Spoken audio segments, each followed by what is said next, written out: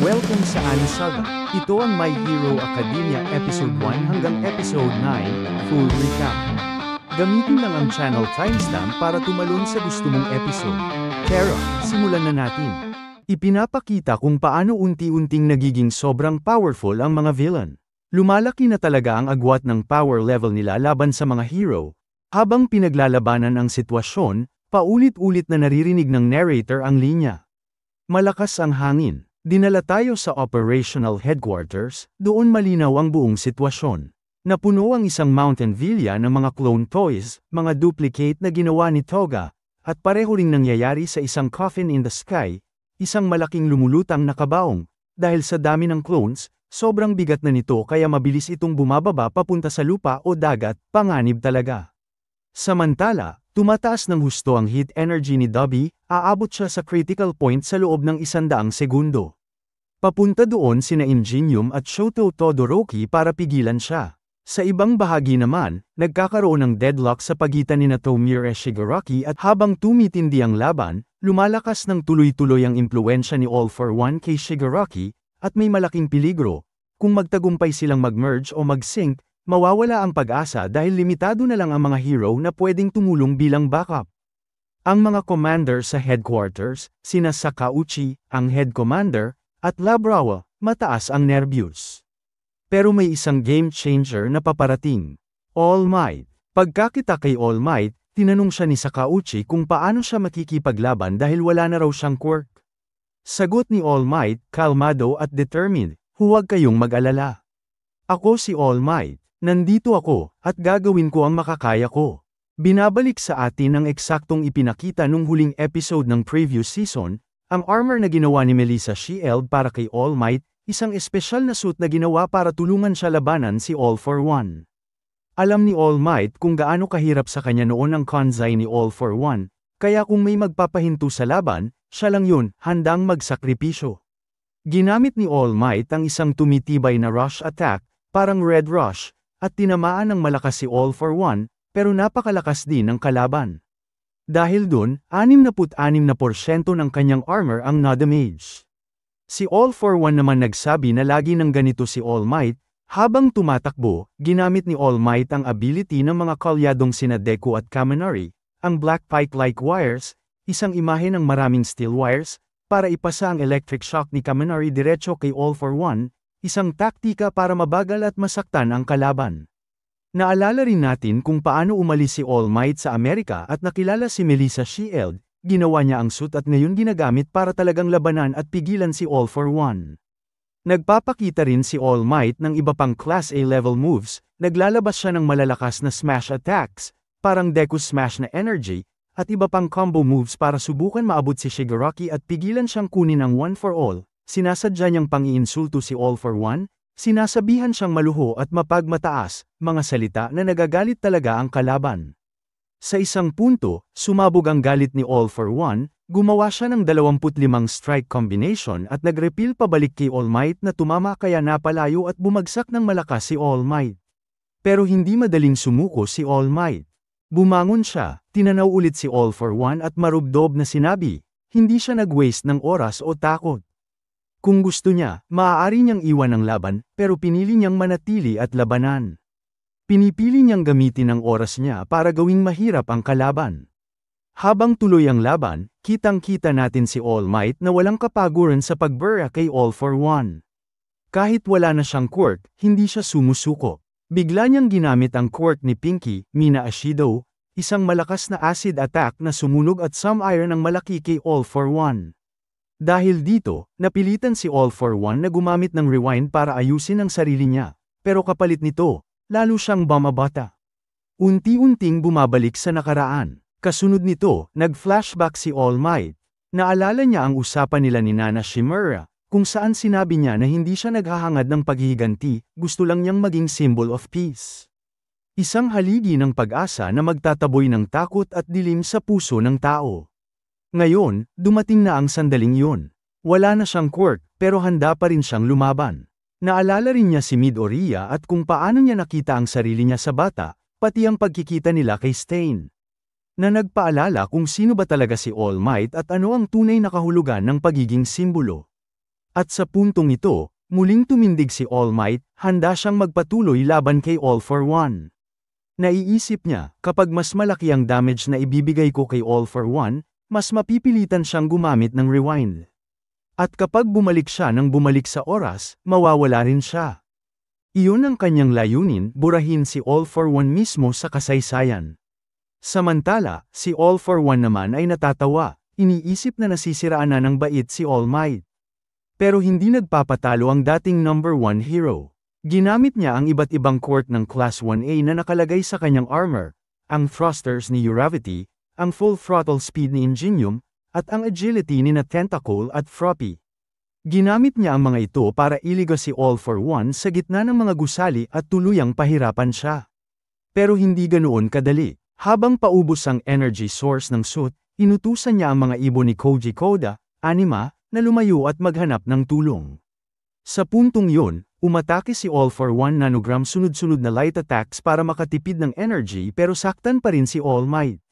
Sa huli, naglabas siya ng isang napakalakas na atake na muntik nang tumapos kay All Might, pinagsasabay ang pinsala at panlilibak, habang sinasabi niyang pinapanood ng buong mundo ang pagbagsak ng simbolo ng kapayapaan.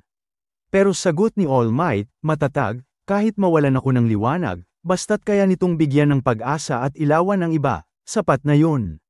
Hindi ako mawawala. Habang nangyayari ito, lumipat ang eksena sa 300 metro ang layo, kung saan nakikipaglaban si Aoyama, Can't Stop Twinkling, laban sa isang villain na nagngangalang Kunid, na kayang mag-produce ng malalakas na plant structures.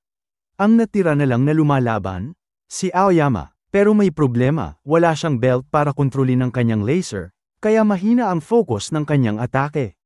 Sa gitna ng laban, naaalala niya ang unang beses na binigyan siya ng belt, at kung paano siya laging nakasandal sa liwanag ng iba. Na-realize niya na kahit insecure siya noon, ang liwanag na yun ay nagbigay sa kanya ng lakas. Dahil dito, ibinuhos niya ang buong puwersa at nagpakawala ng malakas na laser beam. Pero pinagtatawanan lang siya ni Kunid.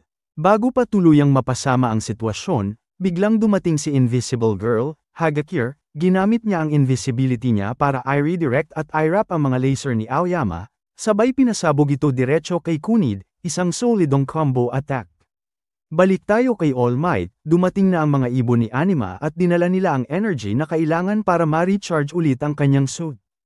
Kaya nakabalik ang kanyang power line, nag-imbak ulit ng enerhiya, at ginamit pa ang quirk ni Aoyama, Can't Stop Twinkling. Isang napakalakas na laser attack ang pinakawalan niya kay All for One. Kahit nag-o-overload na ang capacitor ng armor at halos maubos na ang battery, sobrang bagsik pa rin ng tama. All Might unleashes his move, Star and Stripe. Habang patuloy ang laban, kitang-kita kung paano ginagamit ni All Might ang iba't ibang quirk na parang combo attacks.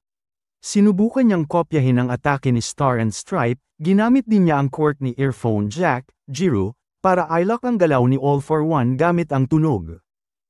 Lahat ito para pilitin si All for One na maipit at hindi makagalaw. Pero hindi pa rin nagpapatinag si All for One. Tuloy-tuloy ang mga malalakas niyang counter-attack. Kaya naglabas pa si All Might ng isa sa pinaka-nakakairitang quirk, ginamit niya ang mga grape balls para idikit at i-trap ang kamay ni All for One. Habang nangyayari ito, ipinakita ang isang bata na nanonood sa TV kasama ang kanyang lola. Tinanong niya kung sino ang lalaking nakikita nila sa screen. Sagot ng lola, hindi natin alam, maaaring mula siya sa bansang napakalayo. Kaya anuman ang mangyari, manalo o matalo, wala naman daw silang pakialam. Pero sa mukha ng bata, halata, buong puso niyang sinusuportahan si All Might. Samantala, bumabagsak na rin ang lakas ng Can't Stop Twinkling laser ni Aoyama, at humihina na rin ang Hercules armor ng All Might. Sa kabila nito, nakahanda na rin si All for One para tapusin si All Might. Bata pa ang itsura niya dahil sa rewind, at may kakaibang glow, pero nananatiling matindi ang atake. Bigla siyang hindi makagalaw, at kapag may kalabang napaparalisa sa gitna ng labanan, alam na natin kung sino ang dahilan, si Stain, ang hero killer. Pagkakita kay Stain, muling naalala ni All Might ang kanyang tunay na tungkulin. Dito, ipinakita si Aoyama, at sa unang pagkakataon, nagawa niyang makita si Invisible Girl, Hagakure, gamit ang kanyang laser reflections. Nabigla at nahihiya si Hagakure nang malaman niyang nakikita pala siya ngayon, pero na-realize niya na dahil sa quirk ni Aoyama, lumalakas at mas tumatatag siya. Kailangan nilang sirain agad ang mga halaman, dahil kung kumalat ang pollen, magiging malupit ang chain reaction. Nagtanong si Hagakure kung kaya ba ni Aoyama ang bigat ng paggamit ng quirk niya nang matagal, lalo na't sumasakit ang tiyan niya kapag na-overuse. Pero sagot ni Aoyama, buong tapang, ito na ang huling araw ko bilang estudyante ng UA. Kaya gagawin ko ang lahat, kahit anong mangyari. Sa simula ng episode, pinapakita sa atin ang young version ni All Might habang nagbabasa siya ng hero comic kasama ang kanyang nanay. Kasabay nito, naririnig natin ang voice-over ni All Might na nagsasabing, kapag tumingin tayo pabalik, makikita natin ang lahat ng daan na tinahak natin. Ibig niyang sabihin, kapag napaisip ka ng malalim, babalik lahat ng mga alaala. At yung mga moment na yun, ang tinatawag niyang origins. Pagkatapos noon, makikita natin si All Might sa kanyang kabataan, nakatingin sa likuran habang pinagmamasdan ang daang nilakyer niya. Para sa kanya, napakahalaga ng landas na yun, isang simbolo ng kanyang pagkatao.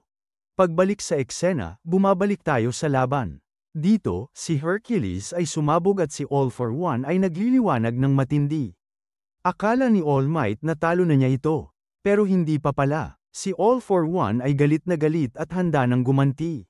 Habang duguan at halos wala ng lakas si All Might, handa na si All for One para sa final blow, pero bigla siyang nanginig at natigil.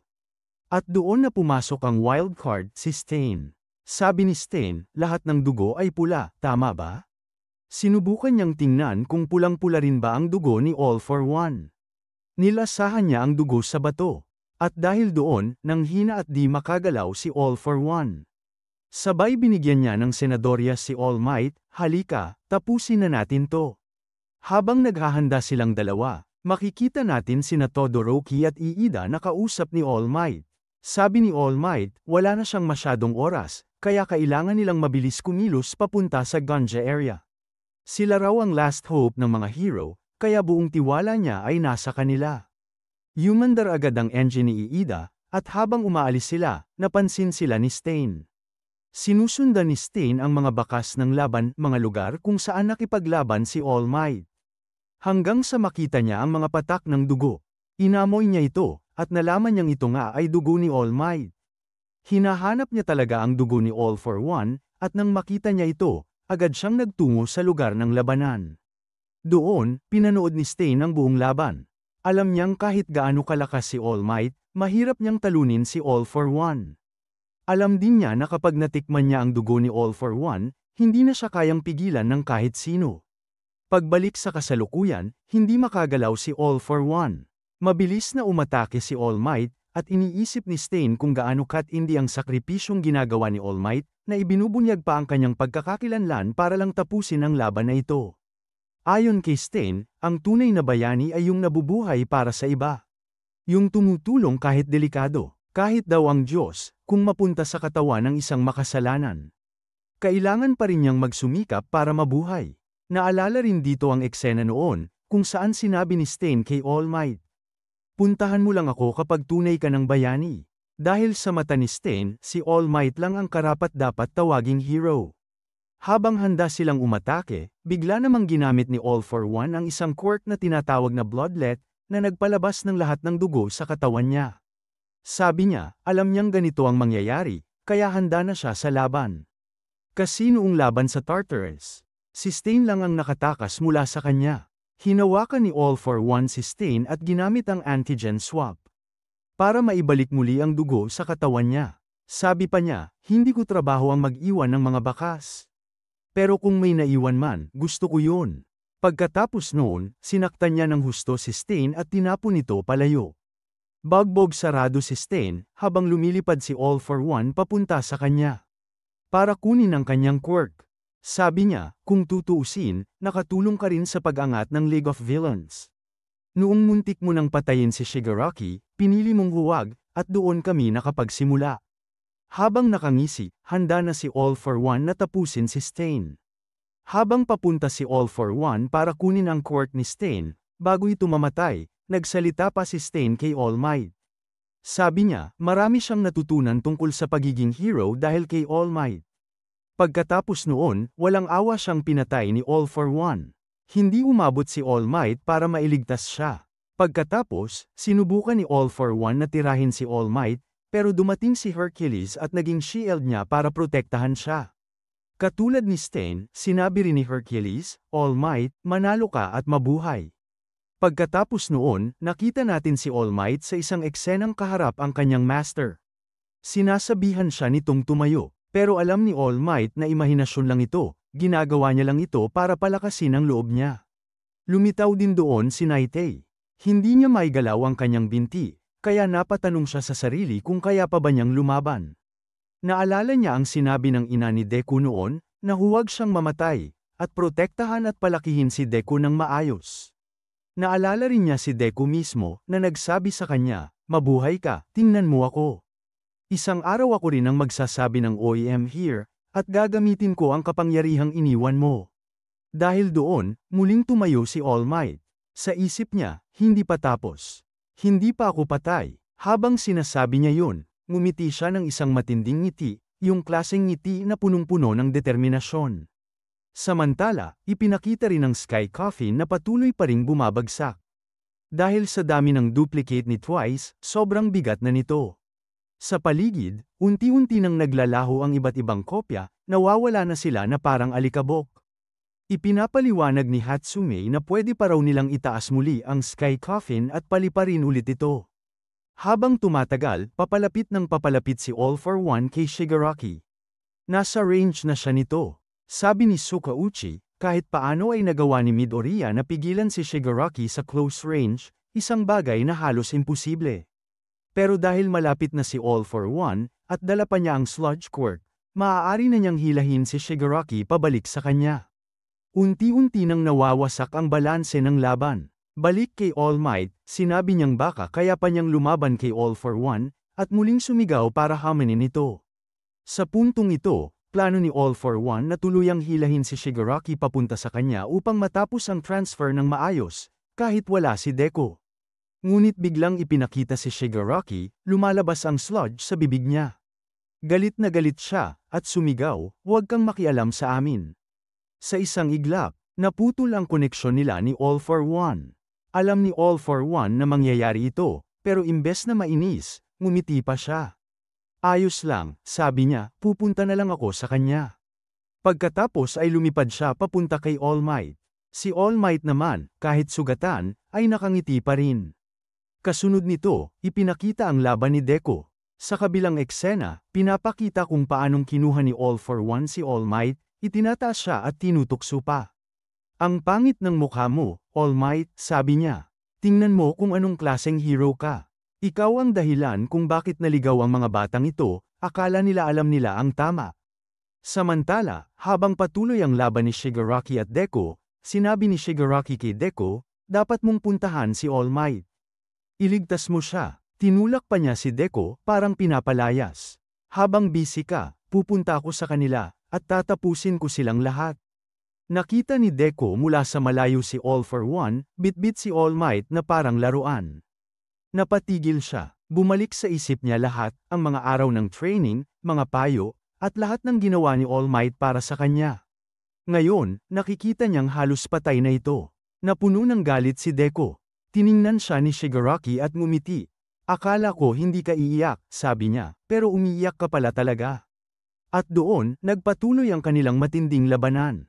Sabi ng narrator, dahil gusto talagang maging mabuting tao ni Deku, at sa nakikita niyang kalagayan ngayon ni All Might, unti-unti na ring nanghihina ang loob niya, parang pati kaluluwa niya ay nauupos na. Sa totoo lang, ganun nga ang nangyayari. Halos hindi na makagalaw si Deku, sugatan at pagod. Habang tinitingnan niya si All Might sa ganung kalagayan, naaalala niya lahat ng mga sinabi nito, na kahit mawalan siya ng quirk, may paraan pa rin para iligtas ang mga tao. Pero sa dami ng pinagdaanan niyang laban at hirap, pakiramdam niya hindi niya na maaabot ang pangarap niya. Pero biglang gumising si All Might. Hinawakan niya sa leeg si All for One at sumigaw, ako ang symbol of peace. Gago ka. Pagkatapos noon, ipinakita ang flashback kung paano umalis noon si All Might sa laban ni Nana Shimura at All for One, yung huling sandali bago mamatay si Nana. Ipinakita kung gaano siya kabuting tao at paano niya laging inuuna ang kapakanan ng iba. Sinabi pa ni Nana noon na, isang araw, matatalo ka ni All Might. Naalala ito ni All for One, kasi pareho ang sitwasyon ngayon. Dati, siya ang may hawak sa leeg ni Nana, pero ngayon, siya na ang may hawak sa leeg ni All Might. Pareho silang baliw sa laban na to. Naisip ni All Might, kung magpapatuloy pa siya, baka maging delikado lalo ang lahat. Pero kahit ganun, sinubukan pa rin niyang umatake, kahit mukhang pareho silang mamamatay. Habang nakaharap niya si All for One, naalala ni All Might ang lahat ng ginawa niya bilang hero, lahat ng desisyon niya, at kung gaano kahalaga ang lahat ng yun sa kanya. Pero bago niya magamit ang atake, agad siyang pinigilan ni All for One. Sabi nito, magandang kamatayan sana to para sa isang bayani katulad mo. Pero tapos na ang oras mo. Kinuha na rin niya ang quirk ni Stain, at ngayon, ginamit niya yun sa dugo ni All Might. Nilasahan niya ito at pinatigas ang katawan ni All Might, para hindi na makagalaw. Hindi niya na ito pinayagang gumawa ng kahit ano. Habang ginagawa niya ito, tinutokso pa ni All for One si All Might. Nilalay niya ito sa harap ng lahat, at nakikita ng buong mundo ang nangyayari. Sa kabilang banda, ipinakita si Gentle Criminal na nagawang patatagin ang Sky Coffin kahit papaano. Pero biglang may sumabog, nasira ulit ang coffin. Tumigil ang mga engine, at mag-isa na lang si Gentle na pinipigilan itong tuluyang bumagsak. Habang nangyayari yun, dumating ang mga fighter jets mula sa Amerika, ang parehong grupo na tumulong kay Star and Stripe. Direkta nilang inatake si All for One. Pero wala, isang iglap lang, binura silang lahat ni All for One na parang wala lang. Samantala, patuloy pa rin ang laban ni Deku at Shigaraki. Pero ramdam ni Deku na parang nakabitin ang kaluluwa niya sa buhay ni All Might. Tinitingnan niya ito mula sa malayo, at hindi niya maiwasang mag-alala. Ipinakita rin ng mga tao sa buong mundo na nanonood sa livestream. Hindi nila kayang tingnan ang sinapit ni All Might, lahat ay nagdadasal na sana mabuhay pa siya. Alam nilang kapag namatay si All Might, magbabago ang buong panahon ng mga hero. Dahil dito, sinubukan ni Deku na tumulong at iligtas si All Might. Biglang, boom, may sumabog sa Sky Coffin. Isang malakas na pagsabog, at mula roon, tumayo si Bakugo. Grabe, si Bakugo, buhay at nakatayo na. Pagkatapos noon, ipinakita si All Might na nakatingin mula sa malayo kina Deku at Bakugo, dalawang estudyante na ngayon nagpapatuloy sa kanyang layunin bilang mga bayani. Isang napakagandang simbolismo ng pag-asa at pagpasa ng apoy. Hawak ni Bakugo ang lumang trading card ni All Might, at mula pa noon, fan na fan talaga siya ni All Might. Sa totoo lang, baka mas idol pa niya si All Might kaysa kay Deku. Nakita ito ni Deku at napangiti, pa ng galit at inspirasyon. Sa opening scene pa lang, pinapakita na agad kung paano nahuli si All Might sa kamay ni All for One. Habang si Deku naman ay naiipit sa laban kay Shigaraki. Halos lahat nagpapanik kasi mukhang mamamatay na si All Might. Pero biglang, boom! Isang malakas na pagsabog sa likod, at ayun na, entrance ni Bakugo. Natis na to sa previous episode. Si All for One, handa nang tusukin sa gitna si All Might. Habang si All Might naman naaalala yung sinabi noon ni Naitei, na nakita niya sa vision na mamamatay si All Might habang lumalaban sa isang villain. Cutscene. Pinakita naman sandali yung mga normal na tao, mga busy sa daily life nila. Habang sa news, nagre-report sila tungkol sa kakaibang ulap na bumabalot sa Japan. Mukhang nasa Amerika yung news station. Kasi sabi nila, pwedeng makaapekto pa yung bagyo hanggang North America. Lahat ng tao nakatutok sa TV. Lahat nagdadasal na sana hindi mamatay si All Might. Then finally, balik tayo kay Bakugo. Lumilipad siya papunta kay Deku, hinawakan niya ang kamay ni Deku, at sabay silang nag-swing papunta sa ere. Doon pinapakita si Gear Shift Guy, na nagwa-warning kay Deku, na kapag ginamit niya agad ang full gear shift, hindi niya makokontrol ang recoil. Kailangan daw niya itong gamitin ng may timing. Kasabay nito, nakikita rin natin ang soul ni All Might na nakabantay. Then boom, si Deku, ginamit ang second gear, at sa sobrang bilis, itinapon niya si Bakugo papunta kay All Might. Habang si Shigaraki naman, tawang-tawa. Sinasabi niyang kahit lumakas pa si Deku, hindi niya mababago ang tadhana ni All Might. Ayon pa sa kanya, kapag namatay ang taong nagbigay ng pag-asa sa mundo, mawawala rin ang panaginip na yun. Pero syempre, hindi papayag si Bakugo. Lumipad siya diretso kay All Might, at grabe, ang animation dito mga kaibigan, sobrang badass. Habang nangyayari to, may flashback kung paano sinabi ni Nightay dati na nakita na niya ang hinaharap ni All Might, isang laban na ikamamatay niya. Pero sinabi noon ni Deku, hindi ko hahayaan mangyari yan.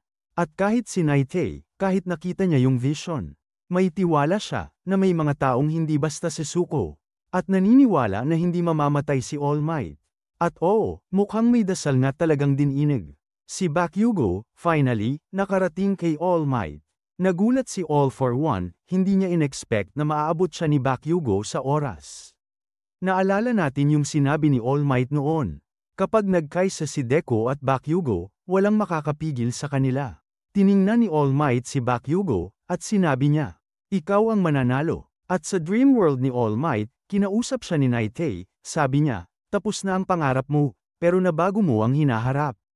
Ibig sabihin, kahit nasa bingit siya ng kamatayan, nabago ni All Might ang kanyang kapalaran. Bago tuluyang mawala ang panaginip. Sinabi ni All Might ang isang kasabihang parang ganito, kahit ang hari, bago mamatay, ipapasa pa rin niya ang trono sa kanyang prinsipe. Sabay sabi ni Nightay, "Hindi pa ito ang katapusan mo, All Might."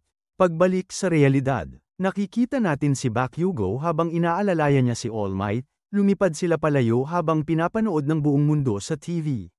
Lahat kinikilala si Bakugo, at pinapakita rin ng iba't ibang characters na nagre-react. Pagbagsak nila sa isang gusali, sabi ni Bakugo, "Sensei, huwag mong agawin ang linya ko." Then, boom! Biglang lumitaw si Edge Shot. Yung huling piraso ng katawan niya, gumalaw. At dahil doon, na-repair niya lahat ng internal damage ni Bakugo. Lahat ng organs, lahat ng bali, inayos niya sa sarili niyang paraan. Pero syempre, grabe yung sakit na dinanas ni Bakugo. Sabi niya, "Alam ko, pero salamat. Salamat sa pagpapanatili sa akin na buhay." At dito, hindi ko mapigil ang maiyak, mga bro. Si Bakugo talaga, isa sa pinaka-epic at emotional na hero sa MHA. Makita siyang ganito, sugatan pero nakangiti pa rin. Grabe, sobrang tagos sa puso. Guys, eto na. Habang si Edge Shot ay nagpapaliwanag, sinasabi niya kung paano niya ginamit lahat ng lakas at abilidad niya para mailigtas si Bakugo. Ginamit niya ang fold the body technique para ayusin ang mga sirang laman loob ni Bakugo, pinaga niya ulit ang puso at baga niya kahit halos imposible na. Tahimik lang si Bakugo habang nakikinig, at sa likod, nakatingin si All Might, na napapangiti habang naaalala niya kung paano sinabi noon ni Bakugo na magiging mas malakas pa siya kaysa sa kanya. At doon nga, Bakugo is back. Bumalik siya sa tunay niyang anyo, mas matindi, mas buo, at syempre mas galit. Sabi pa niya, "Tung All for One na to, sa harap ko pa? Lagot ka ngayon." Samantala, si All Might naman, kahit sugatan na, pabiro niyang sinabi, "Hey, anak, ako tung pinagtatanggol mo, ha? Duguan ako rito, tulungan mo naman ako makagalaw." Nilapitan siya ni Bakugo, at nang mag-abot sila ng kamay, inilipat ni All Might ang kaunting lakas na natitira sa kanya, yung energy mula sa armor na suot niya. At dito na ipinakilala ni Bakugo ang buong pangalan ng kanyang hero form. The Great Explosion Murder God Dynamite. At syempre, sabi ni All Might habang nakangiti, "Pasensya na, anak, yan lang ang maibibigay ko sa iyo ngayon." Pero si Bakugo, todong ngiti pa rin. "Sulit to, sensei. Kahit kaunting power lang galing sa iyo, panalo na ako." Habang nangyayari yun, pinapakita si All for One, galit na galit at naguguluhan kung bakit hindi pa rin niya kayang tapusin si All Might. Sabi pa niya, "Bakit ako nagagalit ng ganito?" At sa sobrang inis, nagdesisyon siyang ituloy ang plano. Ang ibigay lahat ng kanyang quirk kay Shigaraki para maging perpekto ang katawan nito. Pero bago niya magawa, biglang pinigilan siya ni Shigaraki mismo. Naiinis si All for One, hindi niya maintindihan kung bakit hindi niya makontrol si Shigaraki kahit ganun na siya kalakas. Habang nagagalit si All for One, dumating bigla si Bakugo sa harap niya at sinabing, "Ako ang final boss mo." Sabay, boom! Itinaas niya ang kamay niya, hinawakan ang ulo ni All for One, at pinasabog ng malupit. Sobrang intense ng eksena, parang buong mundo napahinto. Sa headquarters, abala naman ang mga hero sa rescue operation. Pinapakita kung paano nila sinasagip ang mga sugatan. At hinuhuli ang mga natitirang villains. Unti-unti nang nakokontrol ang sitwasyon sa buong Japan. Lalo na sa mga lugar kung saan tapos na ang labanan. Pero sa National Stadium, may bakbakan pa ring nagaganap. Dumating si Mr. Skeptic kasama ang kanyang team para tumulong sa evacuation. Habang sa Takuo Hospital, sinisiguro ng mga hero na stable na ang lahat ng pasyente. Samantala, pinakita rin si Lady Nagant na nakatingin sa langit habang naaalala si Midoriya. Nakikita niya mula sa malayo yung mga explosion sa ere, si Bakugo, tuloy-tuloy pa rin sa laban. Sa kabilang side, nagugulat si All Might sa bilis ni Bakugo. Grabe, gaano siya kabilis ngayon? Sabi niya, sagot ni Edge Shot, hindi yan tatagal, pero sa ngayon, parang kidlat siya. Si Bakugo, kahit grabe na ang sakit at sugat sa katawan, ginagamit pa rin ang lahat ng natitira sa kanya para durugin si All for One. Habang nakikita siya ni Shigaraki, tawa lang siya ng tawa. Ha, kahit si All for One, hindi mapatay ang ipis na yan. Tumingin si Shigaraki kay Deku at sinabing, uulitin ko yun. Uulitin at uulitin kung papatayin si Bakugo. Pero si Deku, seryoso lang. Alam niyang malala na ang lagay ni Shigaraki, ang bilis mag-regenerate, halos hindi na mapatay. At si Deku mismo, nasa limit na rin. Isang gear shift pa, at baka tuluyan na siyang bumagsak. At dito na tayo sa final stretch ng episode. Pinapakita sa parallel scene sina All for One, Shigaraki, Bakugo, at Deku, lahat handang ibigay ang lahat sa huling laban. Habang naglalaban sina Bakugo at All for One, ramdam mo yung apoy sa puso ni Bakugo, yung determinasyon niya na tapusin to kahit mamatay siya. At doon nga, sa sobrang bilis, isang napakalakas na pagsabog ang sumabog sa battlefield. Isang kidlat, isang liwanag, si Bakugo Dynamite, lumipad muli papunta kay All for One, handang tapusin ang lahat sa isang huling atake. Si Bakugo, hindi na alam kung ano na talaga ang nararamdaman niya. Habang iniisip niya, hey Midoriya, kaya ko pa bang lampasan ka? Doon niya na-realize, sa ganitong sitwasyon, kaya niyang iwan si Deku sa malayo. At habang nagaganap tong intense na laban, pinapanood to ng lahat sa kani-kanilang screens. Pati mga magulang ni Bakugo, na dati hindi siya makita sa ganitong kondisyon, ngayon, sobrang proud na proud sila sa anak nila. Bro, grabe talaga. Next level animation. Yung quality, solid. At narinig pa na yung animator ng episode na to, siya rin daw yung gumawa ng Luffy Gear 5 episode.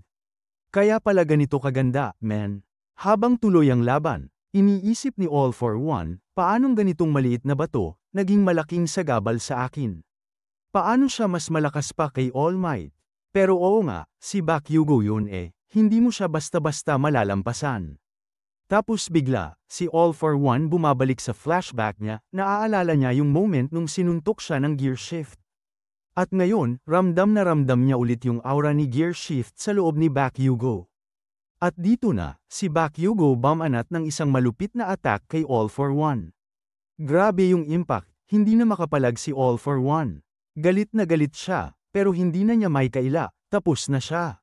Sabi ni Bakugo, talo ka na, tanga. Ako si Bakugo. Sa simula ng episode, makikita natin ang isang babae na nakaupo sa madilim na eskinita.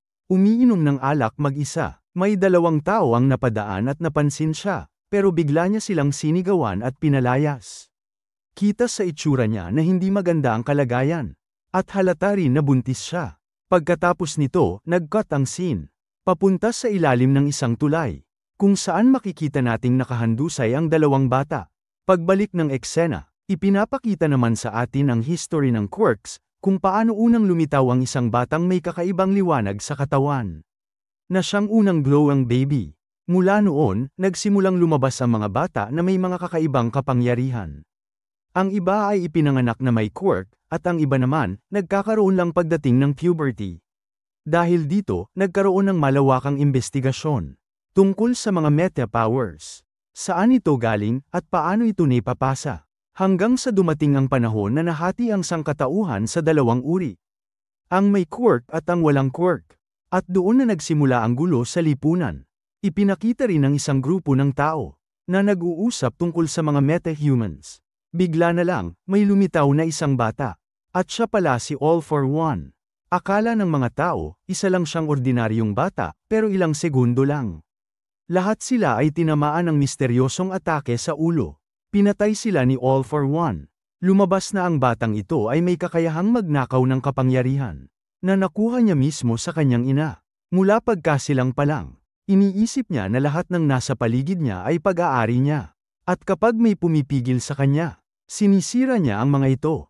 Habang lumalaki, mas lalo pang naging mapanganib si All for One hanggang sa dumating ang nakababata niyang kapatid. Na sinubukan siyang kausapin para pigilan siya. Pero dahil si All for One ay lumakas sa pag-absorb ng power ng kanilang ina.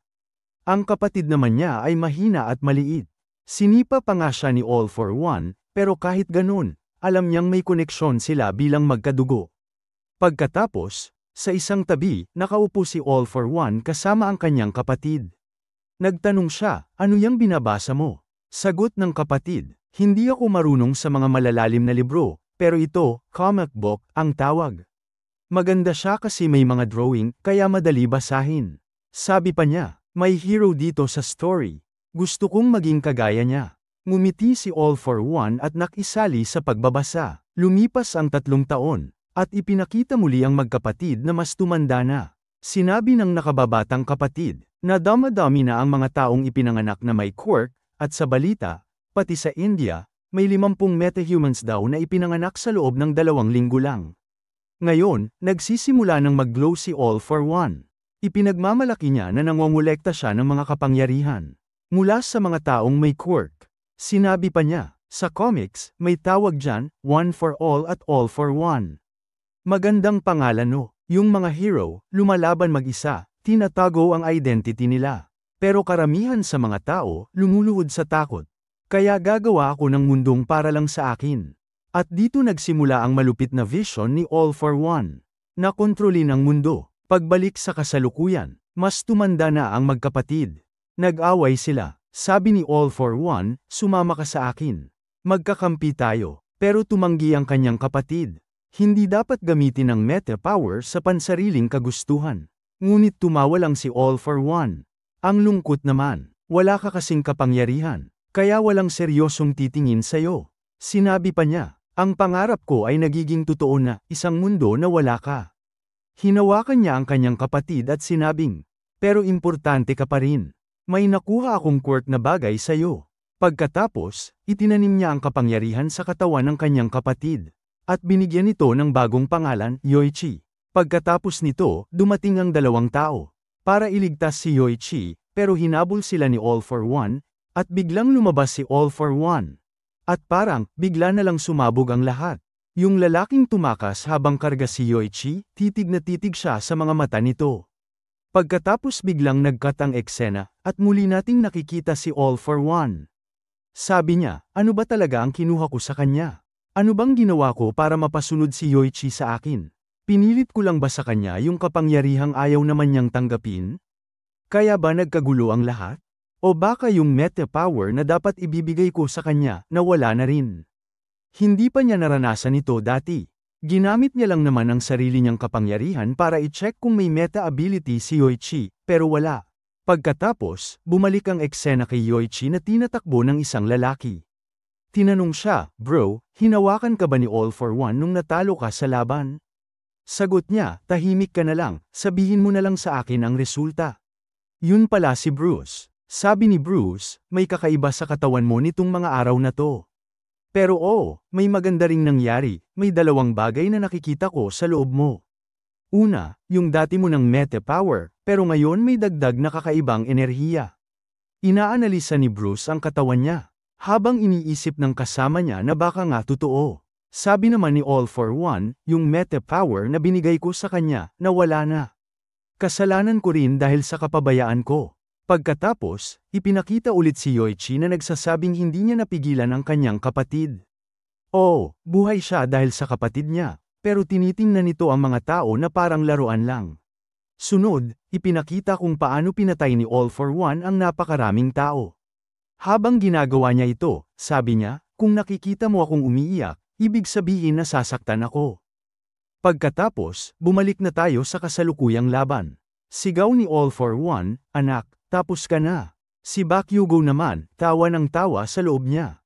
Ito na yun, pinulbos ko na nga to eh. Sabi ni All for One, lahat ng nasa bloodline mo, pinatay ko.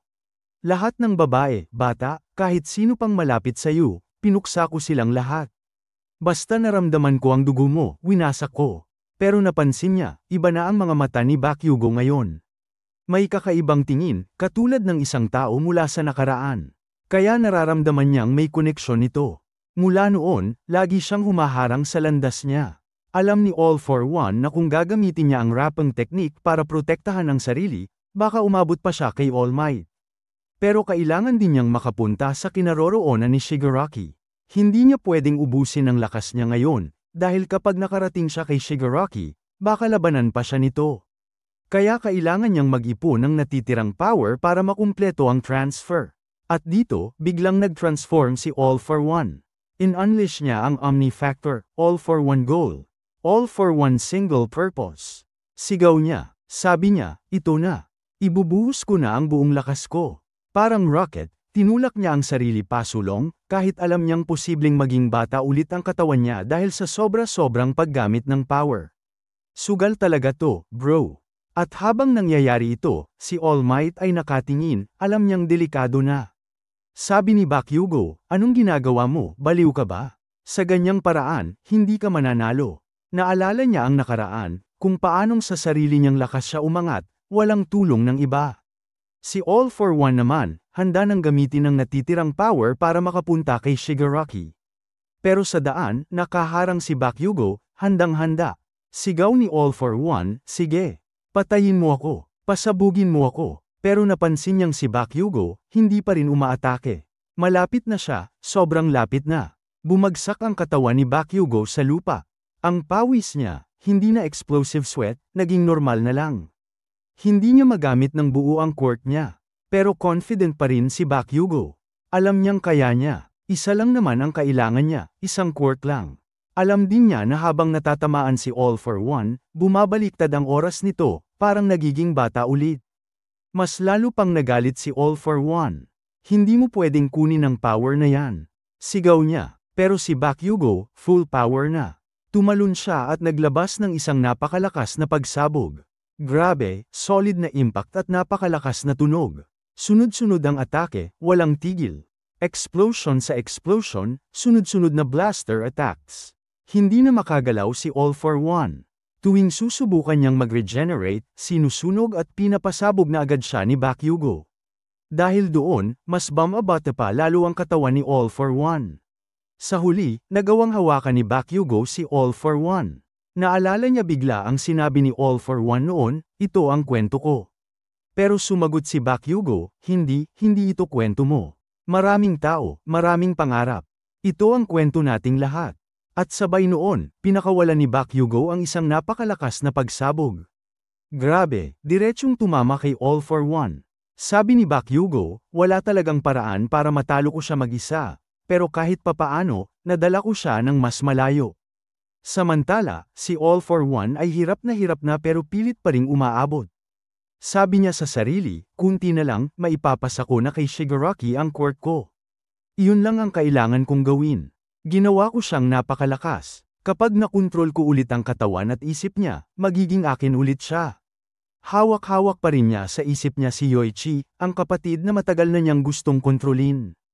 Palagi niyang gustong siya lang ang sentro ng lahat. Na siya lang ang tinitingnan ng mundo. Pero ngayon, sobrang bata na ang itsura ni All for One, halos parang sanggol na. Sabi ni Bakugo, ha? Buhay ka pa? Halos hindi na makatayo si Bakugo, sobrang pagod na, halos di na kayang igalaw ang mga paa. Pero kahit ganun, si All for One ay unti-unting lumalapit muli. Hindi na siya makapagsalita ng maayos, parang isang sanggol na walang kontrol. Sabi ni Bakugo, sige na nga, iiwan na lang kita dyan.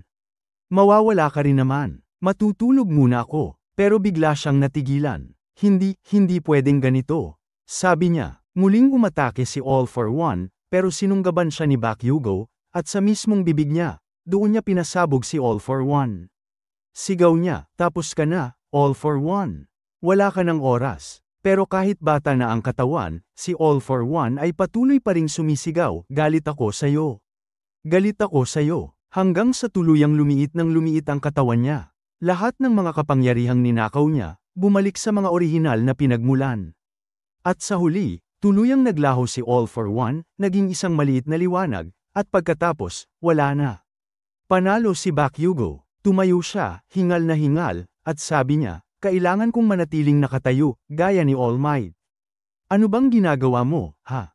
Huwag mo akong bilangin, kasi hindi pa ako tapos. At sa wakas, tumingin siya sa unahan at sabi, ngayon, ikaw na ang susunod. Sa umpisa ng episode ipinapakita ang eksena ilang araw bago ang malaking labanan. Nakikita natin ang ating mga bayani habang nagpaplano, may isang kabaong na ihahagis pataas sa kalangitan, at sa harap ng kanilang commander, may counter-team na ihahanda para labanan si Tomura Shigaraki. Halos lahat ng karakter na nagsimulang lumaban kay Shigaraki noong nakaraang season nandito rin, plano nila gamitin ang kabaong para talunin siya. Strategy nila, huwag hayaan si Shigaraki bumaba sa ground. Nandoon din si Katsuki Bakugo, at pati si Sun Eater ay nagtanong, kapag nanatili tayo sa ibabaw ng lupa, may disadvantage ba tayo? Medyo nahihiya si Sun Eater pero nagtatanong dahil may practical concerns, kasali na rin ang posibleng damage sa mga gusali. Pero na-evacuate na ang mga tao sa paligid, kaya list natin doon. Lumipat ang eksena sa Kamino Ward, malapit sa All Might Square, dito nila planong gawing battleground.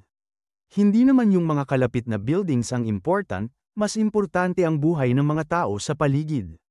Pero nag-alang si Bakugo, paano kung dumating nga si All for One para kay Shigaraki? Hindi magiging simple yun. Sinasabi ng leader, tama si Bakugo, ang tunay na panganib sa loob ni Shigaraki, yung masamang kalooban at destruction drive niya. Kaya ang kapangyarihan niya kayang durugin hindi lang tao kundi pati lupa. Kahit manalo tayo o hindi, kailangan nating may matibay na foundation pagkatapos ng labanan, kaya kailangang ingatan at protektahan ang kabaong na to. Pagkatapos, ipinapakita ang UA High, isang emergency evacuation zone kung saan umiiyak ang mga tao dahil sa kaguluhan. Nakikita rin natin ang ina ni Deku, Azuko Midoriya. May isang wall sa evacuation zone na biglang bumigay at pinuno ng tubig ang loob, hindi lang sa ibabaw, kundi pati sa ilalim, sobra ang pagbaha at maaaring tumagal bago bumaba ang tubig. Habang umaapaw ang tubig, naglalaban sina Deku at Shigaraki. Si Deku ay umaatake ng buong lakas, iniisip na kung sabay niyang gagamitin ang gear shift at danger sense, baka mas agresibo niyang mapinsala si Shigaraki. Biglang may sense si Shigaraki at sabi niya, my master is dead. Tuwang-tuwa si Shigaraki dahil pinapalakas ng kalaban, isang tao, papahid na sana si Shigaraki kay Deku, pero naputol ang mga daliri niya, may pumihil. Sa likod ni Deku may lumapit na isang kasama at may sinabi sa kanya. Si Shigaraki naman nagtaton, hanggang kailan ka makakatakas sa akin? Sa Soul World, nandun ang One for All, nakikipag-usap sa iba at sinasabi na dapat manatili sila doon hanggang talunin si Shigaraki. Biglang may naramdaman si Hikage Shinamori, gumagalaw siya at tinutulak palayo ang lahat para iligtas sila gamit ang danger sense, pero sinunggaban siya ng kamay ni Shigaraki at dinala palayo, ibig sabihin, nag-touch na talaga si Shigaraki nung inatake niya si Deku. Dahil doon, nawala ang danger sense mula kay Deku, na malaking problema.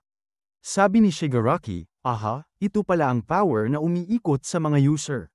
Dahil dito palagi nagkakaproblema ang master ko. Wala akong pakialam dyan, pero kung magagawa kong talunin kayo gamit ito.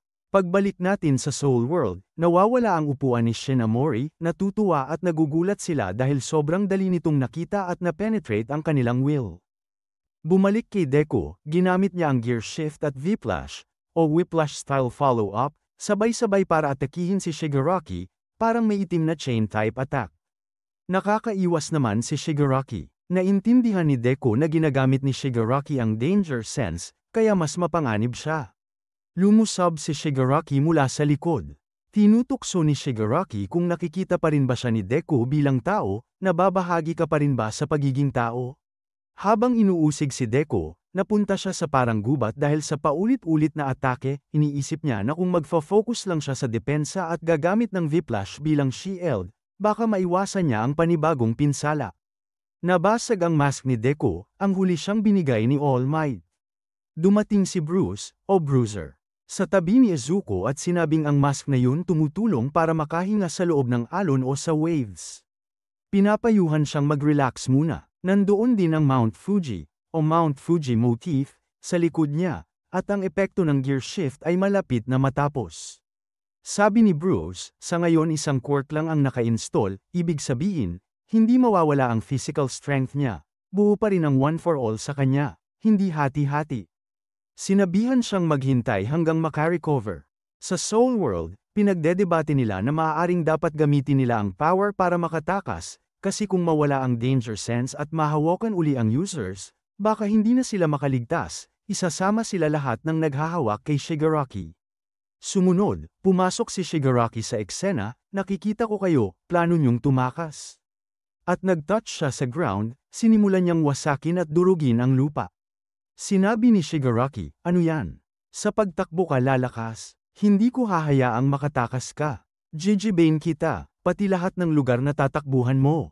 Dudurugin ko rin. Pagkatapos ay nagsalita siya muli, yung bagay na gagawin ko, pati si Spinner ay matutuwa kapag nakita niya ito.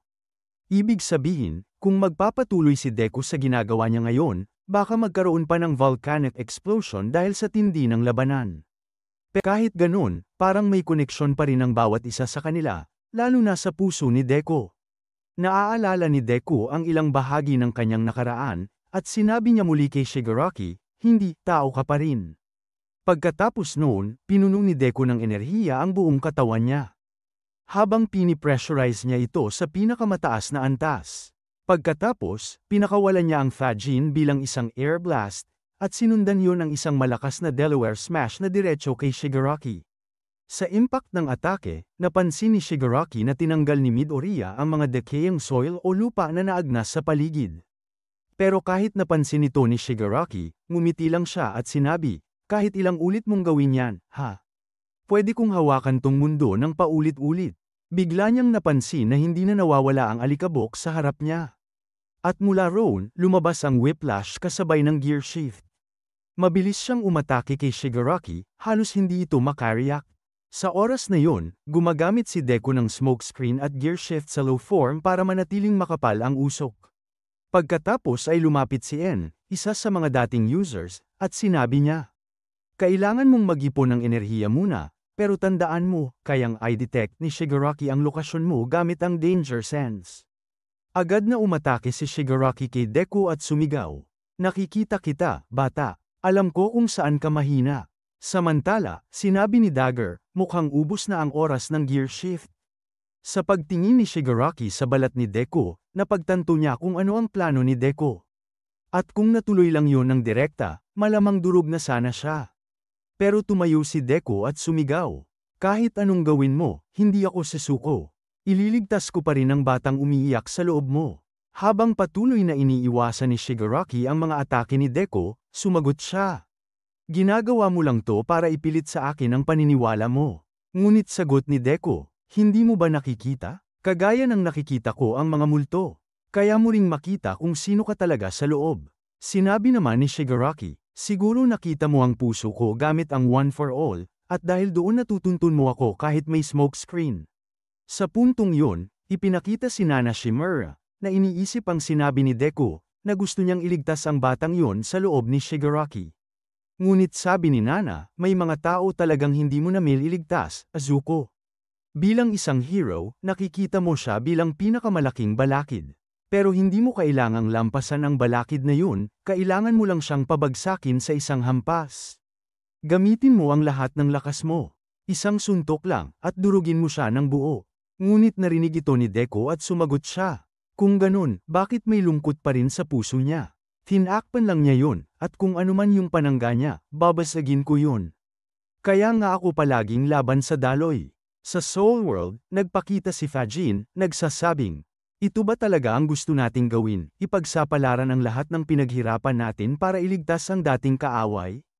Ngunit habang pinagmamasdan niya si Deku, napangiti siya. May nakita ako sa batang ito. Kahit sino pa ang kaharap niya, mahina man o walang quirk, naniniwala pa rin siya na may puso pa rin ang tao sa loob. Sige, ipupusta ko na sa iyo ang lahat. Pagkatapos, narinig ni Deku si Ringo na nagsabi, dapat mong I give up ang one for all. Nagulat ang lahat. Ano? Anong sinabi mo? Sa oras na yon, nakarinig si All Might ng boses ni Star and Stripe. Ipinakita siya na nasa loob ng katawan ni Shigaraki, at sinasabi niya. Sa loob niya, may batang umiiyak.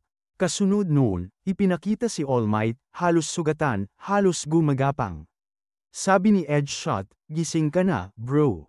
Mamamatay ka kung hindi ka kikilos.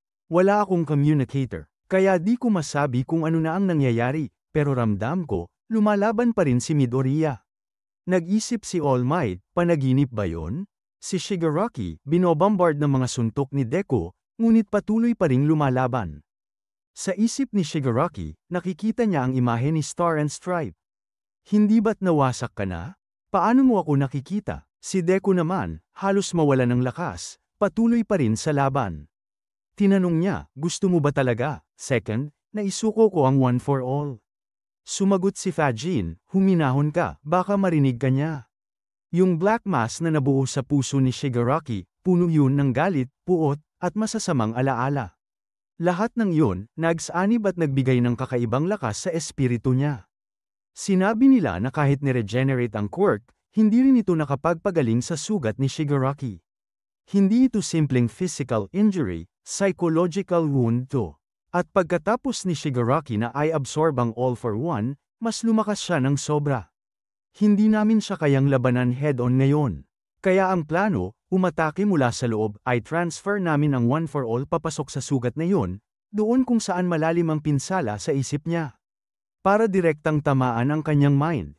Tumayo si Daigo at napaisip, direktang transfer. Ano yan? Pero kayong iba, hindi pa maintindihan, kaya ang gagawin nila, subukan munang i-test muna sa sarili kung gagana ba ito. Wala silang 100% proof, pero handa siyang mag-risk.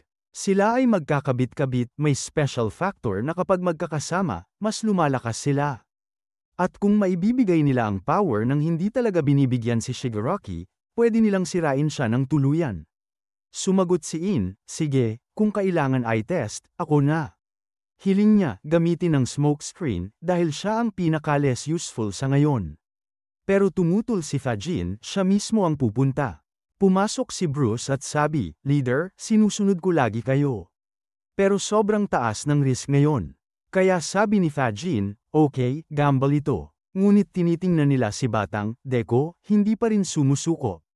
Kaya naniniwala si Fajin na tama ang gagawin nila. Sabi ni Nana, hindi na mahalaga kung natatakot tayo sa kamatayan o hindi. Hindi rin mahalaga kung gaano kalaki ang mission. Pinapahalagahan niyan ang one for all, isang treasure na iniwan ng kanyang hero.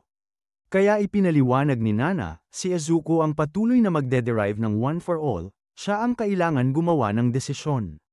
Mula sa malayo, pinagmamasdan ni Shigaraki, ano tong pinag-uusapan nila? Sumagot si Spin, o Benjo, sige, ikaw na ang kasama ng batang ito para gamitin ng maayos ang Black Wave. At sumagot ang one for all, inyo akong pagkakatiwalaan. Mga heroes ko, sa wakas, desisyon na nila, si Izuku na ang magsasalita at gagawa. Tumayo si Izuku at sinabi, gagawin niya ito. Pinuno niya sarili ng lakas gamit ang whiplash at iba pang teknik, at handa na siyang tumanggap ng atake ni Shigaraki. Pero tumigil muna si Shigaraki ng malayo at nagbiro, hindi ka nga mukhang hero. Pinpuwersa ni Deku ang one for all sa kanyang mga kamay, parang paghahanda ng huling suntok. Terra na nagsisimula ang kwento exactly kung saan nagtapos ang huling episode. Si Deku, handa nang umatake kay Shigaraki. Plano niyang ilipat lahat ng quirks kay Shigaraki. Para sa pamamagitan ng one for all, matamaan niya yung core kung saan may batang nakakulong sa loob. Ginagamit ni Deku ang Black Whip para igalaw ang katawan niya. At dahil dito, nagulat ang mga dating successors. Pinuri nila si Deku kasi ang bilis niyang maka-adapt sa sitwasyon. Sabi pa ni Fajin, ang lakas ni Deku ay hindi lang dahil sa quirks, kundi dahil sa puso at admiration niya. Kaya patuloy na sisilaw ang one for all. At balik tayo agad sa intense na laban. Ngayon, iniisip ni Deku kung paano makakalapit kay Shigaraki. Nang hindi ginagamit ang gearshift, pero sa mismong sandaling yun, kailangan din niyang mailipat ang one for all kay Shigaraki. Alam ni Deku ang tungkol sa DNA concept ng One for All, itinuro na ito ni All Might sa kanya noon. Sinabi ni All Might na ang One for All ay pwedeng ipasa sa kahit sino, at minsan, pwedeng pilitin ang transfer. Ibig sabihin, kung gusto kong ipasa ito sa iba, kaya kong gawin kahit wala sa loob ng tatanggap. Habang iniisip ito ni Deku, napagtanto ni Fajin na naiintindihan ni Deku ang sitwasyon. Plano ni Deku na gamitin ang dugo niya para mailipat ang quirk sa katawan ni Shigaraki. Pero bawat atake niya, agad na nagre-regenerate si Shigaraki, kaya kailangan niyang kumilos ng mabilis. Nararamdaman ni Shigaraki na may kakaiba kay Deku ngayon.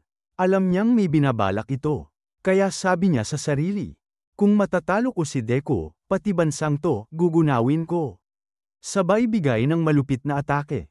Habang handa si Deku sa transfer, handa rin si Shigaraki na sirain siya sa isang bagsak. Kaya ginamit ni Deku ang smoke screen.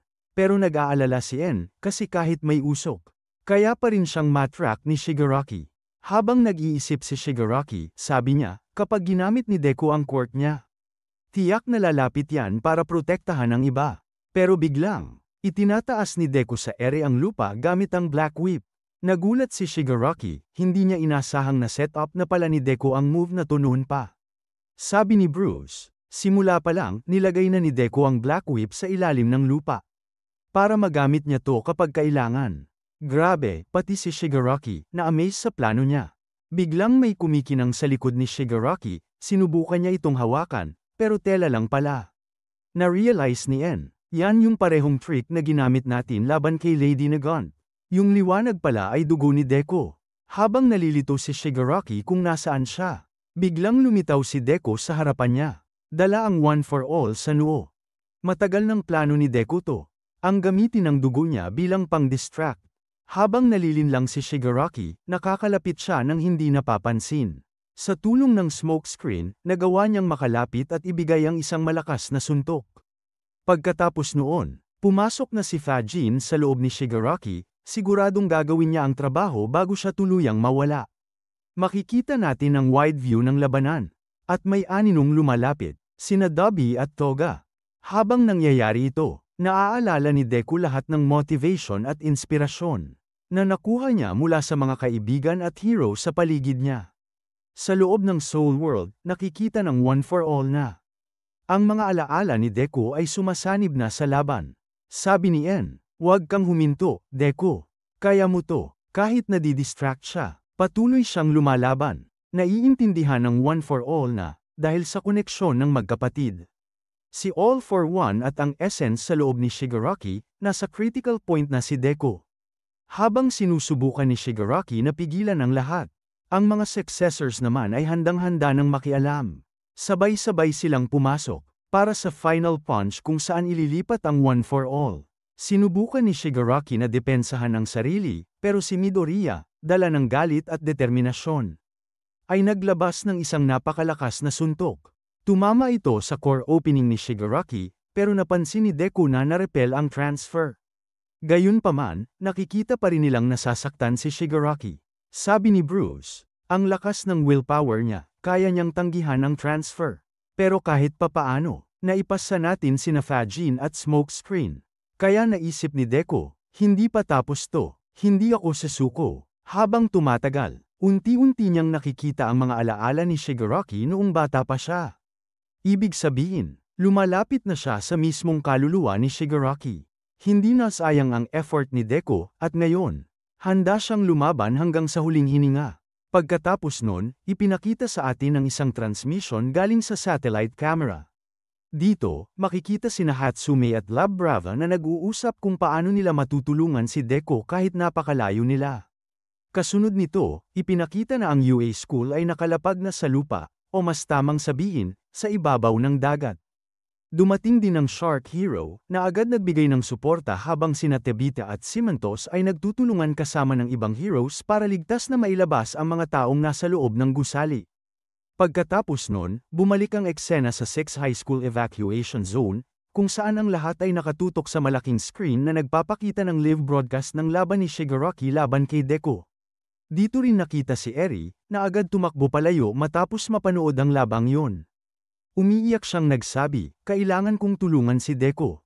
Pero sinabi ni Ectoplasm na imposible yun, Eri, 100 kilometro ang layo mo sa kanya, sabi niya.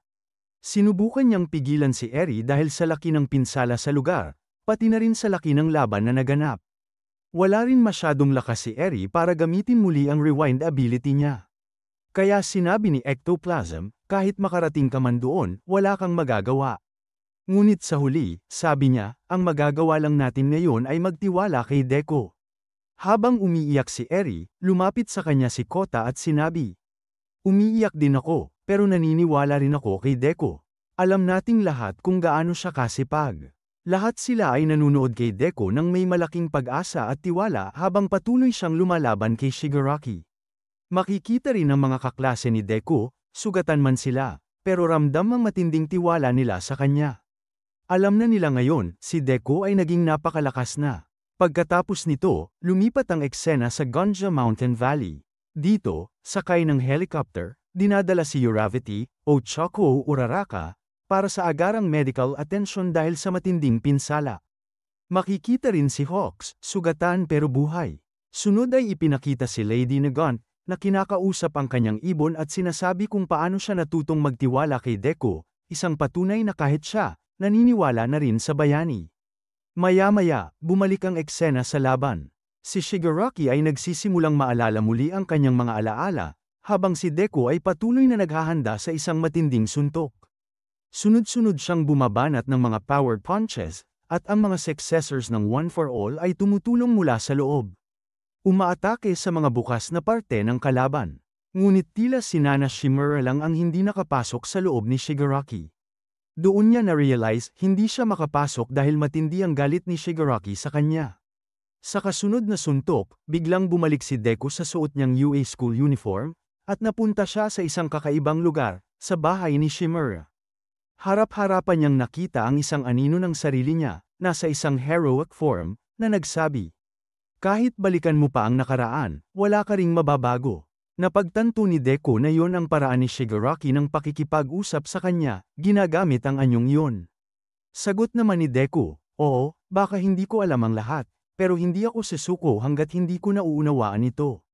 Biglang may truck na muntik nang bumangga sa kanya, pero nakailag siya sa huling sandali. Doon, lumabas si Nana Shimura at ipinaliwanag. Nasa loob na tayo ng pinakalalim ng isip ni Shigaraki, ang kanyang deep consciousness. Ibig sabihin, inabsorb ka na rin niya bilang isang successor. Kaya pareho na tayong nasa loob niya. Tanging si Nana lang ang natirang nasa labas. Ngunit ngumiti si Deco at sabi, ayos lang yun. Basta nasa tabi kita, sapat na para sa akin. Ipinaliwanag ni Nana na ang core ni Shigaraki, na nasa harap nila, ay napakahina at sensitibong parte ng kanyang pagkatao. Kaya doon siya dapat umatake. Kailangan mong maabot ang kanyang pinagmulan at tamaan siya roon, sabi ni Nana. Tumakbo si Deco papunta roon, pero biglang dumating si Stain, at inatake siya. Kasabay nito, dumating din ang ibang nilalang na pumipigil sa kanya. Sa wakas, narating ni Deco ang isang malaking gate, binuksan niya ito, at sa loob ay may malaking larawan ni Nana Shimura kasama ang isang batang si Shigaraki. Lumapit ang isang batang babae, ang kapatid ni Shigaraki, at sabi niya, yung babaeng yan sa larawan. Siya ang lola namin. Sabay dagdag pa niya, Tara, maglaro tayong magkapatid nang hindi nalalaman ni mama at papa. Habang nagpapatuloy si Deco sa paglalakad, nakita niyang sinampal ang isang bata, at doon niya nakita ang itim na anino ng batang si Shigaraki. Nagsisimula ang episode kung saan natapos yung huli, yung batang nasa Shadow Realm na sinampal si Shigaraki. Sinubukan pumasok ni Deco pero may invisible wall na humaharang sa kanya. Sa loob, nakikita natin yung tatay ni Shigaraki na galit, sinisigawan at pinapagalitan siya. Sinasabi niya na, hindi yan yung lola mo sa picture. Isa yang demonyo na iniwan ng sariling anak. Yung batang lalaki sa picture na nakita natin last episode, tatay ni Shigaraki pala yun. At yung babae ay si Nana Shimura mismo. Tuloy pa ng tatay niya. Ang hero na kayang saktan ng sariling pamilya para iligtas ang iba, ganun siya. Ramdam ni Nana yung bigat ng kasalanan niya, hindi niya matakasan. Iniisip niya na kung tinalo niya sana si All for One noon, hindi aabot ang lahat sa ganito. Humihingi siya ng tawad, Pero sa parehong sandali, binasag ni Nana at Deku yung invisible wall. Lumapit si Nana sa anak niyang punong-puno ng sama ng loob, habang si Deku diretso kay Shigaraki. Doon humingi si Nana ng tawad sa anak niya at kay Shigaraki. Biglang nag-shift ang eksena, bumalik sa child form si Shigaraki. Hinawakan niya yung aso, at bigla itong nag-crack at nag-disintegrate. Pagkatapos nun, pumasok ang intro habang sinasabi ni Shigaraki, "I hate everything." Ramdam ni Deku yung sakit niya. Yung aso nagiging abo, at doon na-realize ni Deku na ito ang unang beses na nag-activate ang decay quirk ni Shigaraki. Lumapit yung kapatid na babae ni Shigaraki, nakita yung aso, natakot, at tumakbo papalayo. Hahabol sana si Shigaraki pero hinarang siya ng younger Deku sa memory realm. Nagtanong tuloy si Shigaraki kung bakit siya pinipigilan. Sagot ni Deku, "Dahil umiiyak ka." Pero tinanggi iyon ni Shigaraki. Yung emosyon niya, galit, lungkot, takot, literal na sumisira kay Deku. Sabi ni Shigaraki, "Ako ang pumili nito. Ako ang pumili na sirain ang bahay namin. Ako ang gumawa nito. Kaya ganito ang mga kamay ko. Sino bang maniniwalang ipinanganak akong normal? Ganito talaga ako." Pilit siyang pinipigilan ni Deku pero sobrang lakas ng hatred at confusion, hindi basta mapipigilan. Sinabi ni Shigaraki, "Bitawan mo ko."